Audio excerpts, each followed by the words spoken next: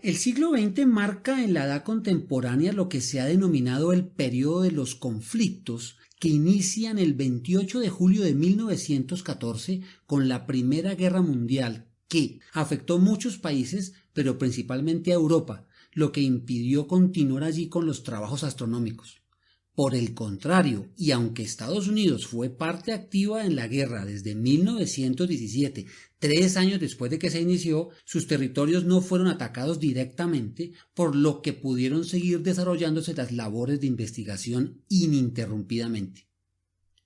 Ya en 1904 en California fue fundado el Observatorio de Monte Wilson por George Ellery Hale, usando un telescopio de 1.5 metros que comenzó trabajos en 1908 y hacia 1917 vio su primera luz el telescopio Hooker, que tenía un espejo de 2.5 metros de diámetro, siendo el más grande del mundo en su época.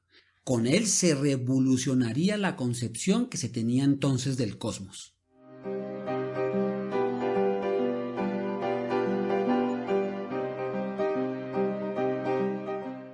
Henrietta Swan Leavitt era parte del grupo de las mujeres computadoras de Harvard, o como más coloquialmente se les llamó, el harem de Pickering.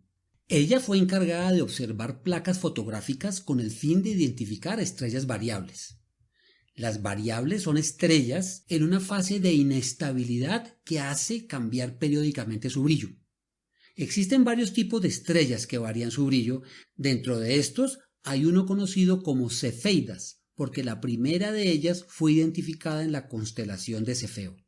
Henrietta encontró en 1912 una relación entre la duración del cambio de brillo con la luminosidad real de la estrella, llamada brillo intrínseco, en la que entre más largo el periodo de variación del brillo era mayor su luminosidad. La importancia de esto es que, como con la simple observación no se puede determinar el brillo real de una estrella debido a la distancia que nos separa de ella, entre otros factores, con esta relación descubierta por Leavitt se determina con mucha precisión su luminosidad intrínseca. Entre más lejos se encuentre una fuente de luz, la percibimos más tenue, situación que en física se describe a través de la ley inversa del cuadrado, que muestra la relación de la disminución de brillo con la distancia. De esta manera, conociendo el brillo intrínseco de la estrella y utilizando la ley inversa del cuadrado, se pudo calcular la distancia a estrellas mucho más lejanas, mejorando la técnica de medición de paralaje que hasta ese momento se usaba.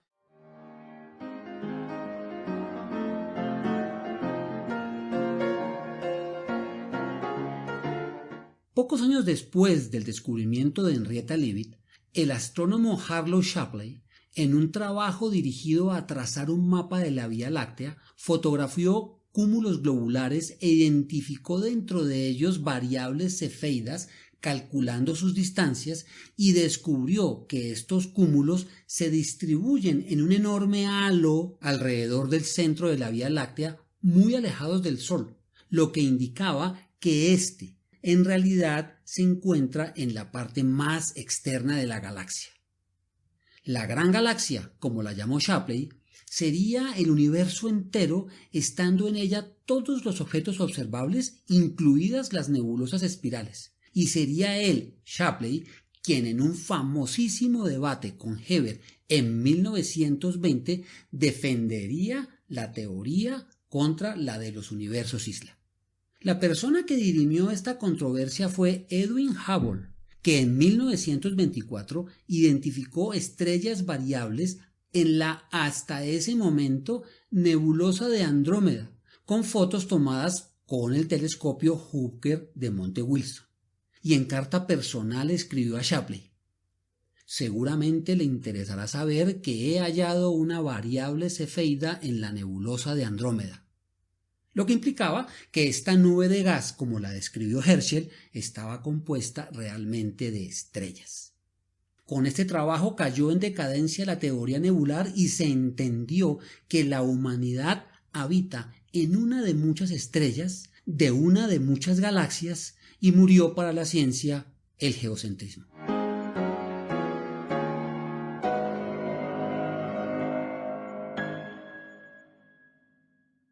Otro gran desarrollo que cambiará el estudio de la astronomía es el de la física a partir de finales del siglo XIX e inicios del siglo XX. Para la física newtoniana, dominante en aquella época, el espacio y el tiempo son inflexibles e inalterables. De la misma manera, desde Aristóteles se consideraba que el espacio estaba lleno de una sustancia llamada éter que permitía el movimiento de los astros sin ningún obstáculo. Con el descubrimiento de que la luz tiene una velocidad finita y que es posible medirla, el éter entró en discusión. Si el éter existiera, la longitud de onda de la luz que proviene de las estrellas hacia las cuales la Tierra se, entre comillas, dirige en su movimiento alrededor del Sol, sería menor a la de las estrellas de las cuales se, entre comillas, aleja en su movimiento. Esto debido al efecto Doppler que explicaré más adelante. Sin embargo, un experimento realizado por Albert Michelson y Edward Morley alrededor de 1890 no mostró tal variación en las longitudes de onda, lo que eliminó al éter, la quinta esencia de Aristóteles, dejando el espacio vacío. Quedaba la pregunta entonces de que si el éter no existe, ¿de qué manera se transmite la energía en el espacio? Los trabajos de Faraday y Maxwell en termodinámica posteriormente explicarían que lo hace en forma de campos electromagnéticos.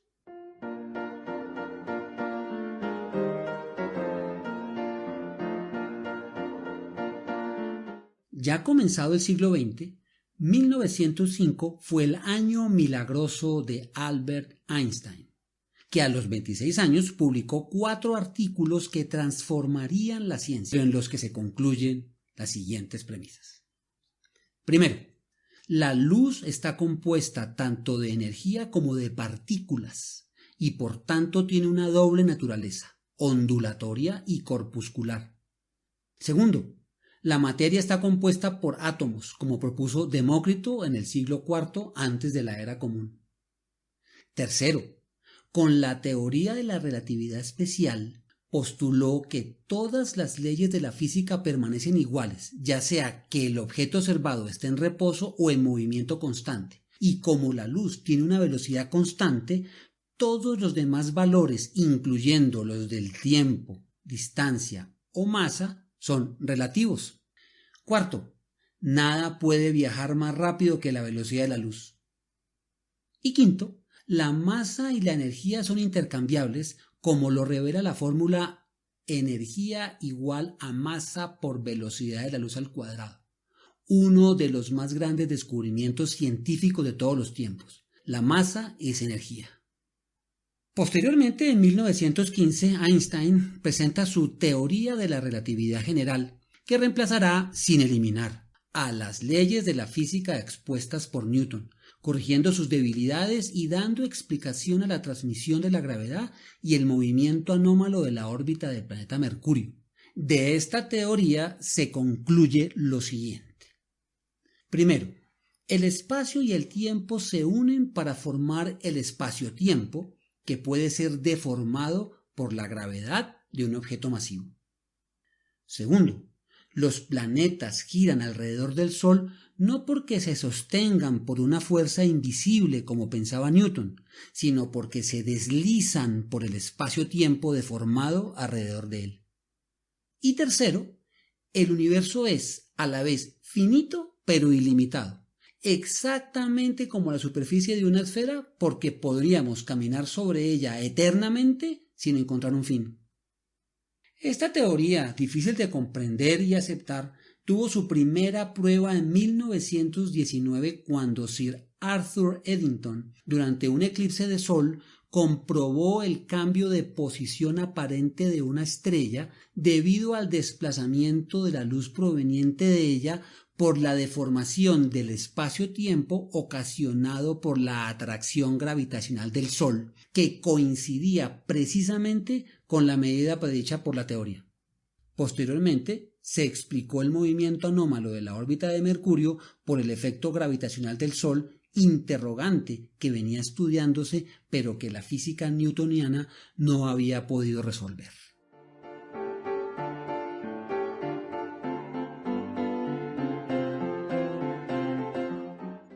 Los cálculos de la teoría general de la relatividad predecían un universo en expansión. Sin embargo, para la época, el acuerdo general era que el universo era estático. Por tanto, Einstein decidió incluir un elemento matemático llamado constante cosmológica o lambda, que introducía una cantidad de energía al espacio vacío, con lo que se detenía matemáticamente la expansión predicha. Esto ocurrió en 1917, el mismo año en que Besto Slipher, un astrónomo norteamericano del Observatorio Lowell, haciendo espectrografía de nebulosas espirales, descubre que de las 25 nebulosas observadas, 21 mostraban un enorme desplazamiento de las líneas espectrales al rojo. La única explicación probable era que este fenómeno correspondía a un efecto Doppler, según el cual las ondas de luz emitidas por una fuente en movimiento se recibe a frecuencias mayores cuando el emisor se acerca al observador, porque la longitud de onda se estrecha corriéndose al azul. Por el contrario, cuando el emisor se aleja del receptor, la longitud de onda se alarga corriéndose hacia el rojo. De aquí que si las líneas espectrales de estas nebulosas se corren hacia el rojo, implica que se alejan del observador debido a que el espacio se expande separándolas unas de otras. En este momento volvemos a encontrarnos a Edwin Hubble, 5 años después de haber descubierto estrellas cefeidas en Andrómeda. En 1929 realiza la observación de 25 galaxias y sus corrimientos al rojo, pero en esta ocasión se encuentra con que hay una relación entre la distancia a estas galaxias y la velocidad con las que se alejan. Entre más distantes, más rápido lo hacen. Este era el alejamiento que había predicho la teoría de la relatividad general, por supuesto antes del ajuste de lambda. Sin embargo, Hubble no tenía idea del funcionamiento de la relatividad general, como muchos otros en su época y en esta. A este fenómeno se le llamaría ley de Hubble y posteriormente ley de Hubble-Lemaitre, ya que sería Georges Lemaitre quien uniría la relatividad con el corrimiento al rojo. Lemaitre, sacerdote católico, astrónomo y matemático belga, en 1927 había publicado en un oscuro periódico un artículo donde vinculaba los corrimientos al rojo observados con el universo en expansión de la relatividad general. Este estudio pasó inadvertido para la comunidad científica. Sin embargo, en 1930 Lemaitre tuvo conocimiento de un grupo de científicos que trabajaba para resolver este problema. Entre ellos estaba Arthur Eddington, al que escribió diciéndole que él ya lo tenía resuelto.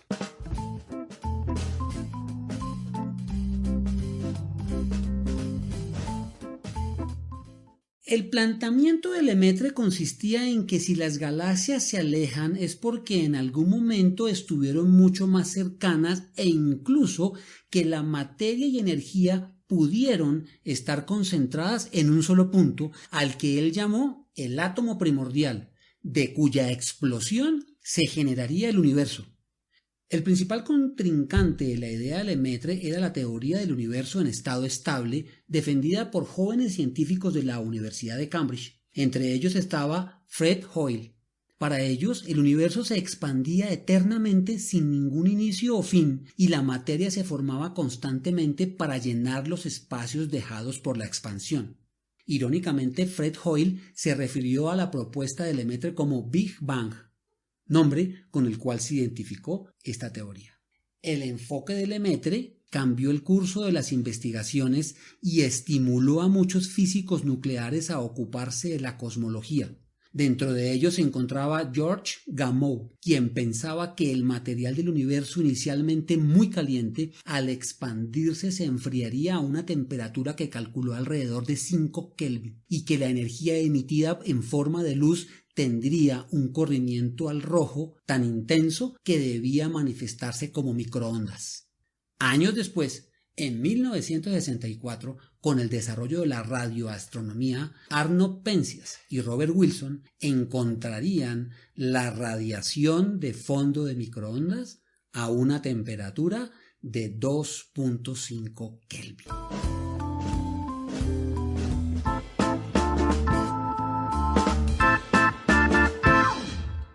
Y hasta aquí la historia de la astronomía de la época contemporánea, porque los desarrollos a partir de mediados del siglo XX y los de la actualidad ya no los trataremos como historia, sino que serán temas que desarrollaremos en el curso del podcast.